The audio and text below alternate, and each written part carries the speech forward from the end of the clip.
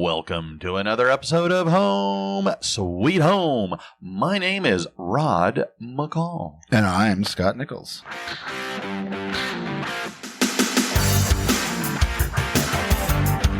Hey, what's up with you today?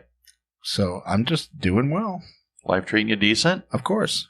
Well, I'm glad to hear. Yeah, I mean, I think all things are good, you know? I mean, things there's are good. always challenges in life, but as we talked about in a previous episode, I'm getting over that. Okay. I'm able to move on. Well, I'm glad. Things going well at home? Yeah. Kids are doing fine? Doing lots of reading, doing lots of weight loss, doing lots of, graduate coursework still. So college is more fun now than it was when I was in college. Oh, much the better. First time. Much better. Maybe because I actually care and want to learn. Yeah, graduate work is a lot better, and the grading policies and all the things are way better. Right. Yeah, that is true. It's like college is better than high school. And graduate is better than undergraduate college. So I'll agree with you. In the graduate program, you get to kind of learn what you're looking for. So it's nice. Yes, much more specific. So yeah. And it helps me be a better person. So, which is, what we're always trying to do here. That is true. Right.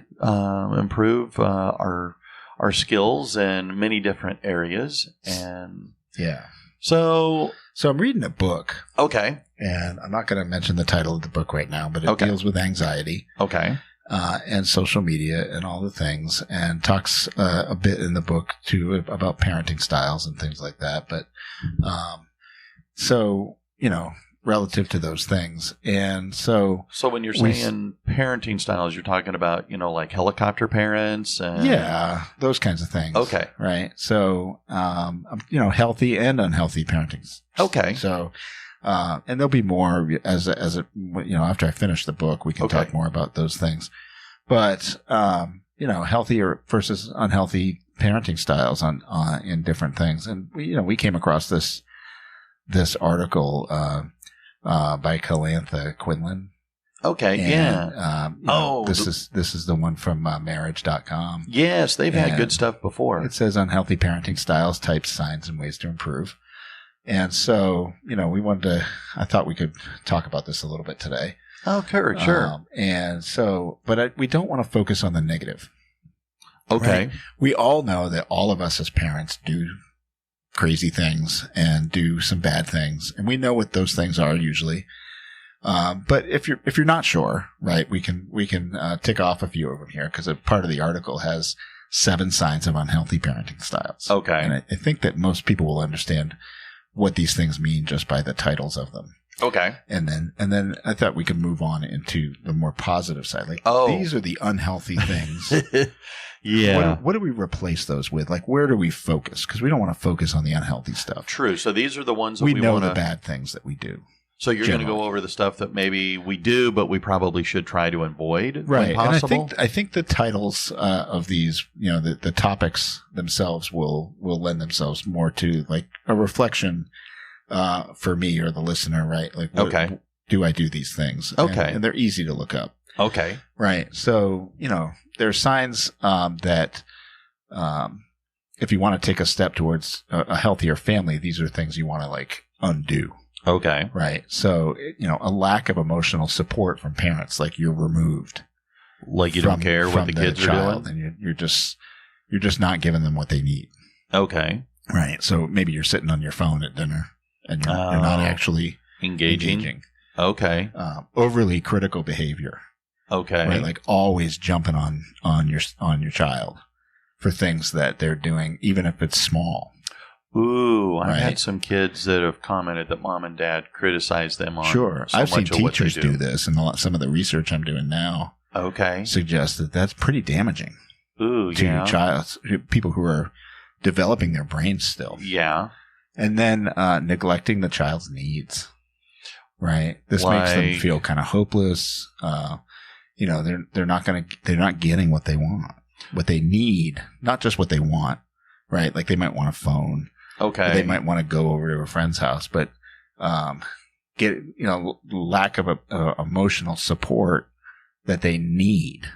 Okay, so, but when you're talking about neglecting a child's needs, is it just emotional, or is this physical? I mean, or- it could be either, right? I mean, it could be about food, but it could also be about that emotional support. And I think, given the social media interaction that these kids have today, okay, and the negative effects of that, okay, that creates some of that anxiety.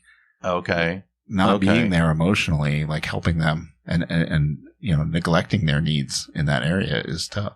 And some of that might be put the dang phone down so we can talk. That is true. I mean, you have to do that. Okay. But then there's excessive control, right? Like helicopter type stuff where we're just always on them, and we're controlling their choices and their relationships and where they go, and we've got a set schedule that's like so booked. That's booked more than my schedule. Yeah. And there's not a free moment for any kind of free play in their life. Well, too much control. I get emails from some of these parents saying, hey, why'd my kid fail? Why'd my kid Sure. Why haven't you graded their assignment that was done yesterday, Right. Or turned in this afternoon? Yeah. Or why do they have a B? Yeah. Right. Like, that's not so bad. That's above average. Yeah. Right. So, and then there's the opposite, right? Like lack of boundaries. Oh. Like, we're just not going to do anything. We're just letting them do whatever they want. Okay. But then they get confused when we come back and say, you can't do that. But you don't have any boundaries. Okay. Clearly set on things. And so I think it kids becomes need very boundaries. Confusing for children, right? They're still developing their brain, and they're still looking for a safety that they need. And they can act better within boundaries and learn better within boundaries. Okay. Than just not having any. Yeah. Yeah. And today, like with social media and with their devices, I mean, they have access to all kinds of stuff, that good and bad, that I never had access to when I was their age. Yeah. And they tend towards the bad stuff. Well, yeah. So, well, I think using fear or intimidation. Okay. Right? Like, you see that a lot in like TV shows and movies where, kids remembering something from their past and they had an abusive parent that would hit them or punch them, strike them, stuff like that. And I don't even think it needs to be physical. It could be as simple as, stop doing that, or I'm going to take away this thing. And if you're not actually going to do it, don't say it. Okay. Right? Because that's part of the next one as well. Inconsistent and unpredictable behavior. Okay. Right. I mean, so we don't want to, make them afraid of things. True. We also don't want to be uncredible as a parent. Right? Yeah. No, I hear you. So there's a lot of, these are some kind of negative behaviors that parents have towards children, and children are in that sensitive stage of developing their brains, and all these things kind of affect that, and might be, I think all of us probably identify with one of these at some point. Oh, I think I've done a number of them. I've had lack of boundaries. Yeah. In the past, I've probably used fear and intimidation. Yeah. I've definitely had unpredictable behavior. Yes. Right. I mean, those things are, my parenting was quite a while ago. So it's, I'm not saying it's over, but they're adults now. So it's much less of an impact. But, those are some negative things. So, and then, the article goes on and starts to deal with so what do we replace that with? Well, and kind of to piggyback on what you were just saying, kids learn a lot through observation. Right. And as we model all of these behaviors. And as a result, they pick up on this. And what I have found is that when I became a parent, I was saying and doing some of the things that my own parents did. And now, luckily for me, I was blessed with amazing parents who did a fantastic job raising my sisters and I. And with reflection going back, they did a lot of things that at the time I was going, ooh, what the heck? Why are we doing this? But now I go, oh, that was actually pretty dang smart. Sure. Way to go, Dad and Mom. So if we understand that kids are observing and learning what to do or how to act through our actions, right, then I think that your ideas here are actually carry more weight and I think are that's more valid. Where, if there's a lack of emotional support or there's neglecting the child's needs or those kinds of things, just keep in mind, right? Like they're going to get it from somewhere. Yeah. And you want them to get it from you. Yeah. You don't want them to get it from TikTok. No, and you want them to learn the something more healthy, something better, something that is more positive, right, rather than the negative, because the negative can come back and bite you in the butt in really horrible ways. So I think some of the stuff that we can do as parents, as adults working with kids, is listen. And you and I have talked about this before on many occasions. Listen to understand. Right. So more than just hearing. Yeah. Pay attention. Give them your undivided attention and just be actively involved in what they're saying. And not necessarily that you're looking to provide a solution or a resolution or they're looking for advice. Maybe they just want to vent. Yeah. But you give them your undivided attention and listen. And I think that and that is hard to do. I think as young parents, I think as, active adults trying to work, balance life and, life at home, life at work, life with kids. I think that's hard to do. Sure. We live busy lives. Way busier than maybe we should. But if we give our kids that undivided attention, well, then it makes them feel value.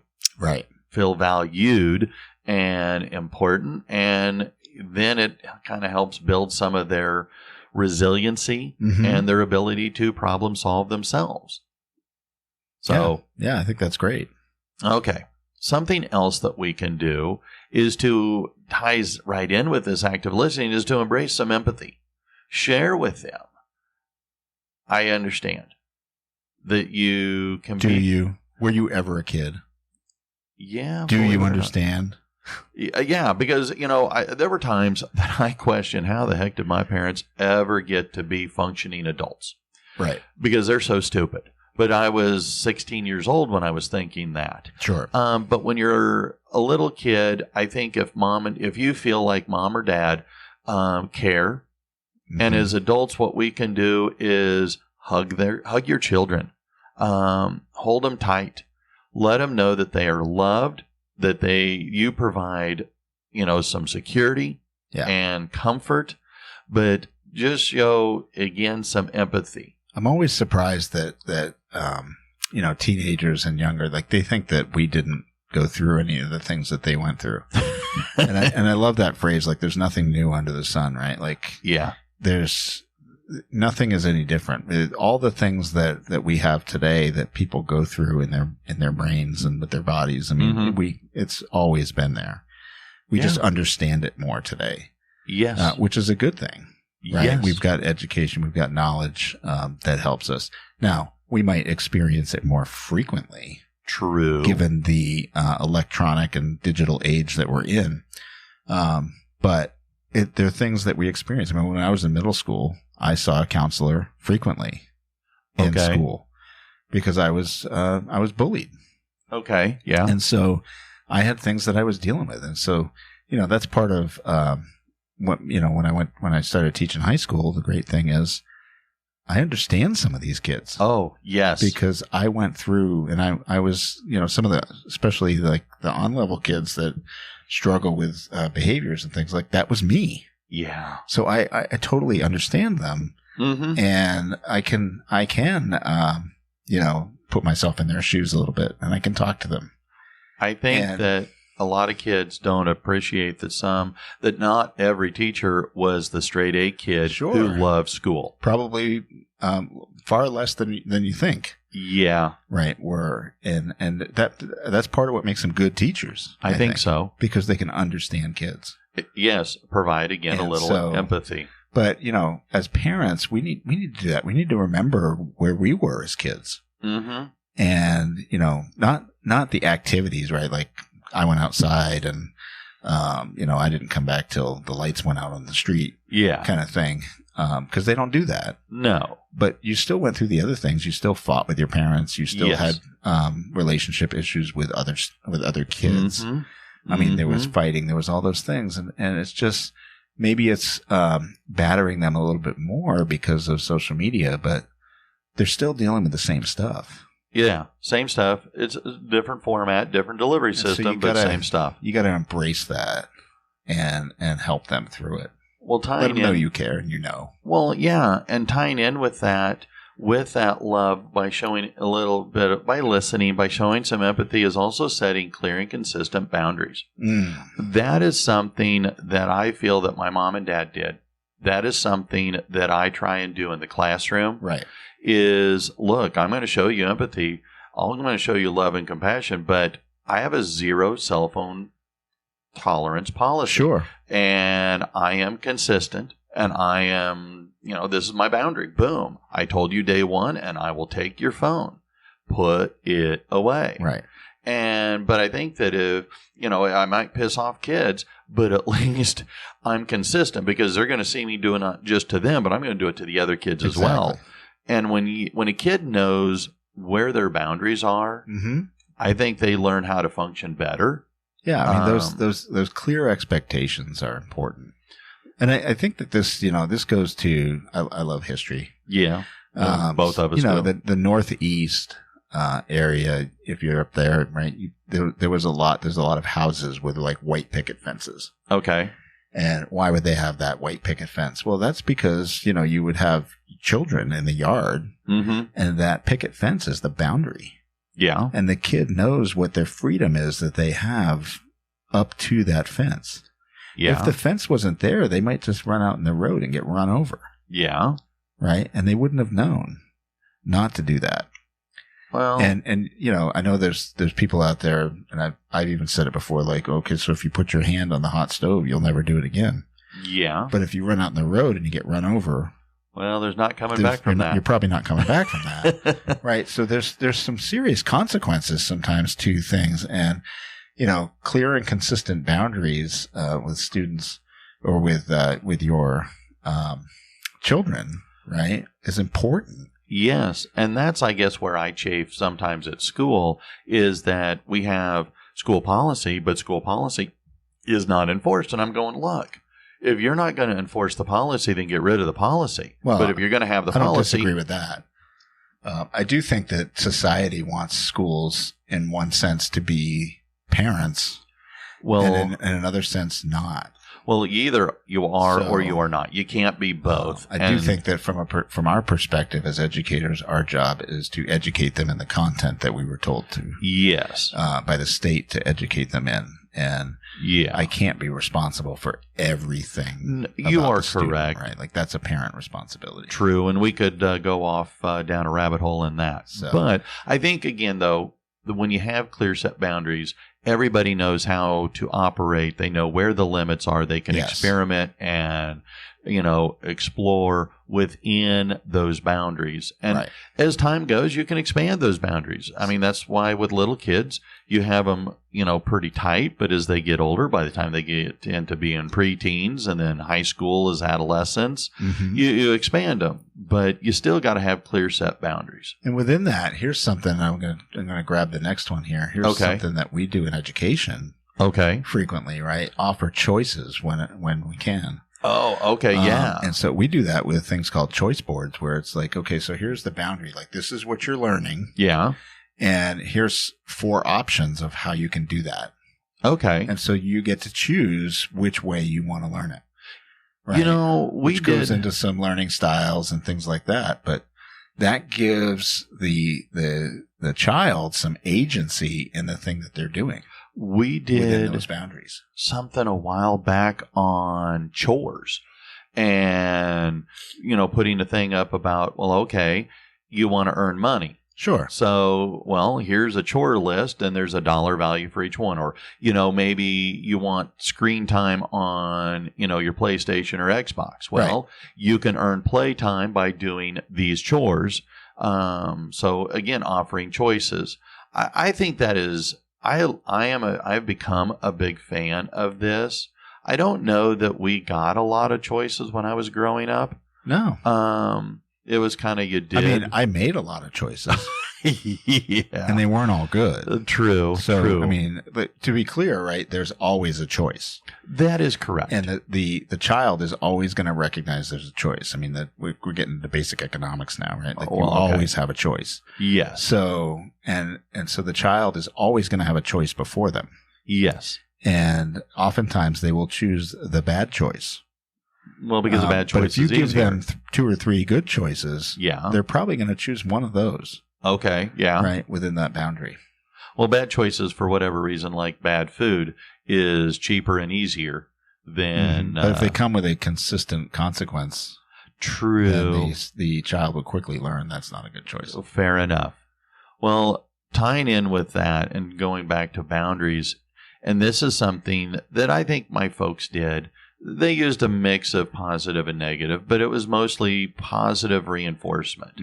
And, you know, with Eric, one of the things that we would do, and I learned this from his daycare provider, it wasn't necessarily punishing him. Sure. But, okay, well, your toy acted out, so your toy goes to timeout. There would be times when he would have a hard time expressing himself emotionally. And so he'd try and throw a temper tantrum. It's kind of like, well, look, I'm going to have you sit right here.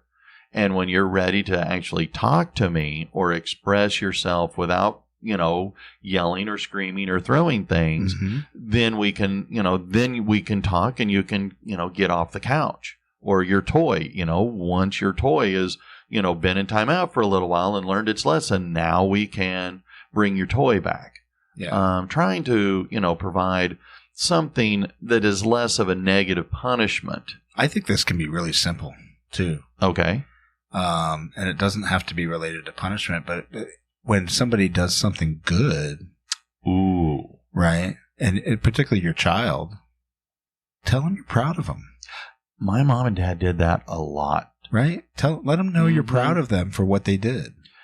Yeah. I mean, that's a good thing, right? That raises like dopamine levels and all kinds of stuff in your brain and makes the child feel good, right? True. That's part of the empathy. That's part of letting them know, like providing emotional support. I mean, it's all the things. Yeah. And if you just let them know that where they did well, you won't have to talk about the negatives as much. No, and you're right, because that does actually, the kids want the praise, so they'll do more stuff to earn the praise than they will the punishment. Absolutely. So the positive reinforcement, hey, you did good today. Hey, you did a nice job when you cleaned, you know, your bedroom. Yeah.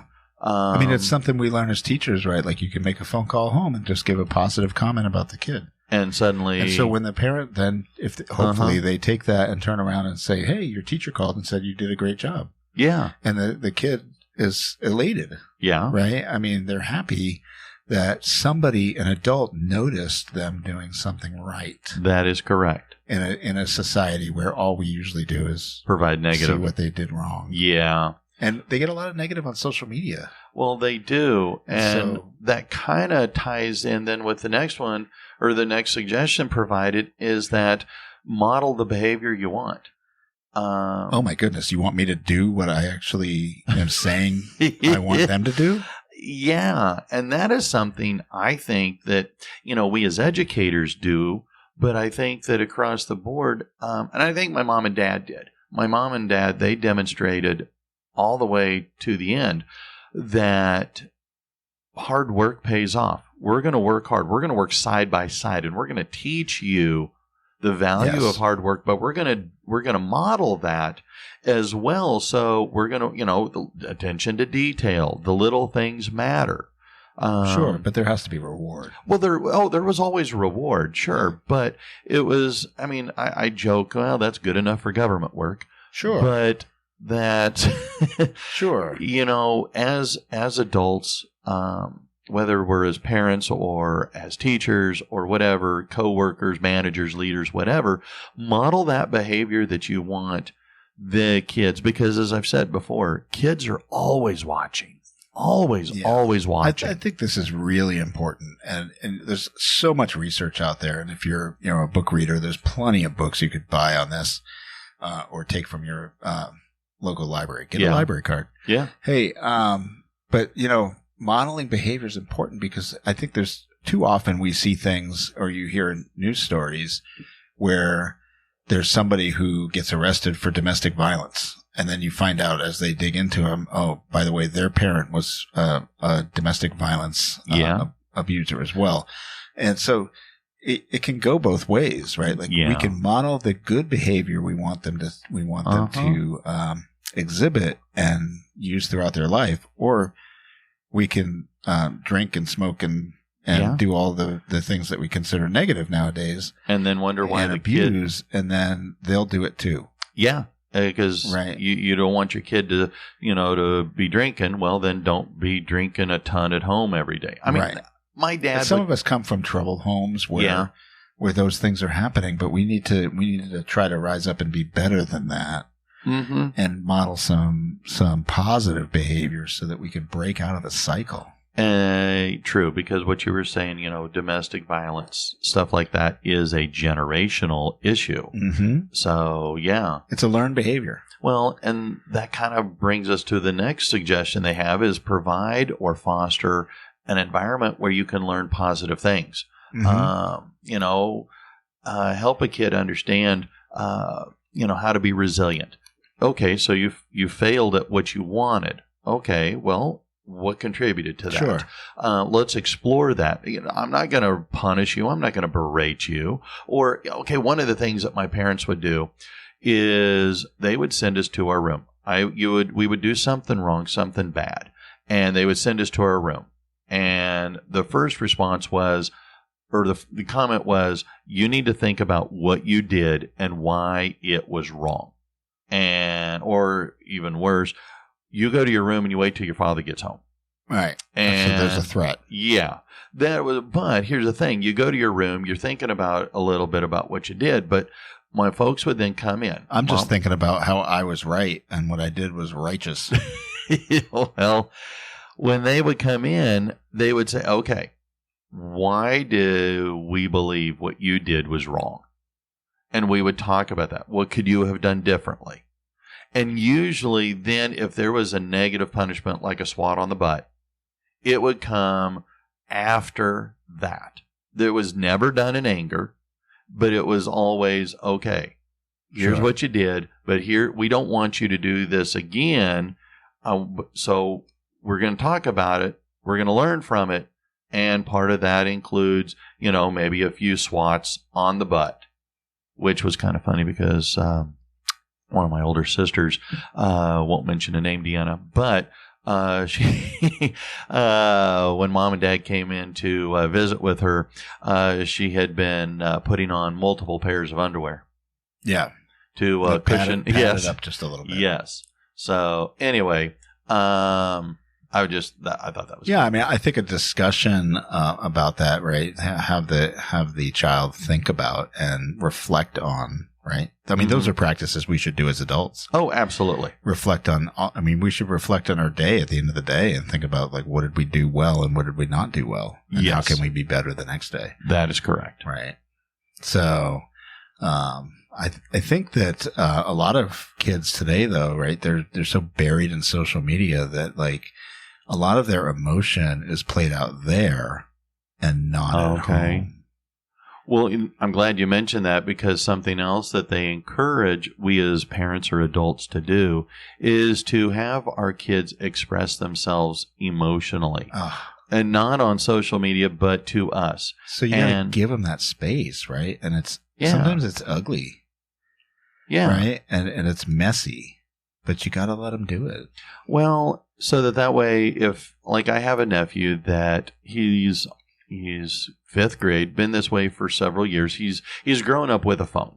Right. And he plays his games and he gets very angry. And he starts to basically throw a temper tantrum. Mm-hmm. And when he's been at our house, he gets all bent out of shape. And no, I ain't talking to you. I ain't gonna, gets all crab cakes with me. And I'll tell him, well, I tell you what, while you're here, well, if this is the way you're feeling, I want you to put that down. Yeah. And then I talk with him and I tell him, look, you're not alone. I've gone through this too. I find it frustrating, but here's some ways that we can do better so that the game doesn't control our emotions. Yeah. And that's great. I don't know how effective it is, but my goal is to help him find a way to express himself. He can be angry, he can be frustrated, but you don't need to yell, you don't need to scream, you don't need to cuss, you don't need to throw, the game device or your controller halfway across the room, because I've kind of done some of that. Yeah. But see, I don't get into games like that, so it's not my thing. Do. I mean, and this is maybe a familial thing because we were playing a game of Monopoly many years ago. Oh, the most emotional and family fight game. Oh, ever. So we were playing, and it was me and my two sisters, and I guess she would be like a second cousin. Anyway, we were all playing. And my oldest sister, I won't name her name, Teresa, but she got something bad had happened. I don't remember what it was, but she just flipped the game upside down, threw it all, just that's happened in every household in America for everybody who's ever played Monopoly. So anyway, it's frustrating. Right? Yes, it's a game that you're not supposed to be able to win, but true. Listen, emotional expression isn't. So here's what I've learned about this. Okay, as a parent and as a husband, particularly parent of daughters, and of course, my wife. It seems to be in my household anyway more common with the women to be a little bit more emotional. It's not a judgment on anybody, right? It's just that my son isn't very emotional, and so we have this. When emotion comes out like that, my immediate response, you want to provide safety and I want to fix it. Mm-hmm. And a lot of people, when they're expressing their emotions, don't want you to fix it. No. They want you to listen. Yeah. And so I think understanding and helping them to manage their own emotions and for them to find a solution to it is better. True. Well, then that ties, I guess, in with their final suggestion. And I know that my mom and dad did this well. I don't know that I do this as well with my nieces and nephews when they come to visit, but that is prioritize quality time. Do we even know what that is today?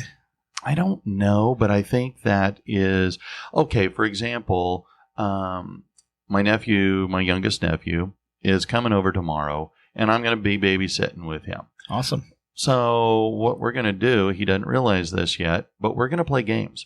Fun. And at least for part of the time, maybe not the whole time, but we're going to play maybe Sorry or Uno or Jenga. But not Monopoly. No, not Monopoly. Good. He's too young. But I think that being able to provide quality time, being able to spend time with our kid. One of the things that I always wished my dad had been able to do. I mean, he worked all the time. So, but I want to, go fishing. Yeah. Or play catch. My parents did a great job raising my sisters and I, and especially looking back. Because they always made time for us, whether it was mom or it was dad or together. My dad and I, we would watch Monday Night Football. Right. And he would always say, well, who are you going to go for tonight? And I go, well, I'm going to go for Team A. And he goes, okay, well, I think I'll go for Team B then. And and so we would watch the game. Contrarian right there. Oh, it was. But my parents always made time for us kids. And I look back now and I go, that was great. And that's important, right? So we talk about like modeling behavior. Mm-hmm. Every one of us has exactly the same amount of time every day. Right? Mm-hmm. We all have 24 hours. Mm-hmm. And so wherever that time lines up for us with our children, if we don't spend it with them, they'll notice. That is true. Right. And so that'll let them know, oh, they don't really care about me. Yeah. Right. And now maybe when they're a teenager, they're like, I don't want to spend time with you, so leave me alone. But that's a different problem, right? But we got to spend time with our kids. I mean, I do this with my adult kids now. Yes. We set aside usually a Saturday morning early to have breakfast together. A lot of families will have Sunday dinner. We do breakfast. And so they all come over and we have breakfast and we love it and spend time with my grandson and I've spent time with my daughters and it's a good neat. Time, right? It's an easy meal to make. It's cheap and, we all love it. So, that's kind of what we do. And it's, 2 or 3 hours on a Saturday morning. Yeah. Pretty regularly. It gets interrupted here and there, but pretty regularly, right? So what kind of time are we spending with our kids? And is it daily? Mm-hmm. If they're younger and living at home, right? I would think it would be some amount of time every day. Yeah. And phone free, right? Like trying to make sure that we're focused on each other and not distracted by other things. Yes. Totally agree. So, wow. I mean, these are 9 great items that replace the negative things that we talked about. I think these are things that I'm going to reflect on some more. I mean, again, I go back and I think, okay, how do I want my kids to be? Now, I mean, again, I have stepchildren and as they are, but you can adults, still be a model. Yes. And I think that is something that I've tried to share, with with Sherry is that, how we communicate, how we interact, with my nieces and nephews.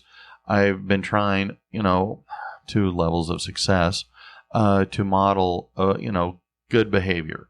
I don't always, because sometimes I forget that I am not a parent. I am not their teacher. I'm an uncle. Well, you can say that. You may not be a biological parent, but, step parents are still parents. True. It's part of the name. True. And so you may be limited by whatever the biological parent is allowing you to do, but you can always be an example. Right, you can always exhibit behavior that you want other people, whether they're kids, stepkids, friends, whatever. Right, you can always exhibit behavior that you would want other people to exhibit. Yes, that is correct. So, well, then I think maybe we could exit now and go try some of these. I think that I'm going to reflect on these and think about this during the week and see how I might change my own behaviors. All right. All right. Well, then I guess until next time, my name's Rod. I'm Scott. See ya. Bye-bye.